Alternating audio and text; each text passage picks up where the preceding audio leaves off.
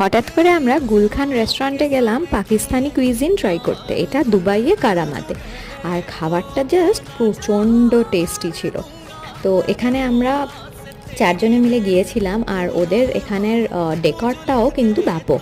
ফার্স্টেই আমরা লাস্সি অর্ডার করেছিলাম, এটা দেখছো যেটা, সেটা হচ্ছে ম্যাঙ্গো লাস্সি।